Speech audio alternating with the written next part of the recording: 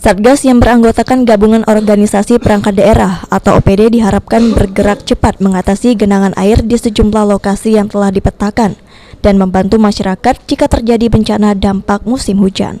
Satgas Banjir juga bersiaga selama 24 jam dan sewaktu-waktu siap ditugaskan turun ke kawasan permukiman penduduk atau ke lokasi banjir, membantu masyarakat dan mengatasi penyebab terjadinya banjir atau genangan air hujan. Keberadaan Satgas tersebut diharapkan dapat meringankan beban masyarakat, serta mencegah timbulnya korban jiwa dan harta benda dalam jumlah besar.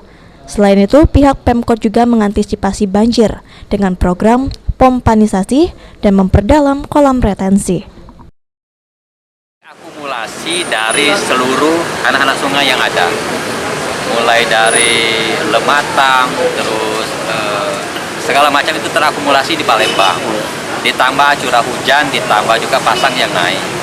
Maka dari itu antisipasi yang dilakukan diantaranya program pompanisasi, terus menekankan dan memperdalam lagi kolam retensi. Dan ini terpadu, tidak bisa hanya Palembang saja, semuanya hanya bersinergi.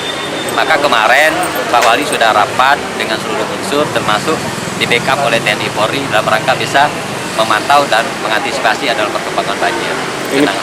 Banyak keluhan warga ini Pak terkait banjir ini, kan banyak binatang buas yang masuk rumah warga seperti ular, biawak. Itu gimana Pak antisipasinya Pak kita pemerintah? Sebenarnya itu kasuistis ya, di beberapa daerah tertentu ya kita dapatkan laporan.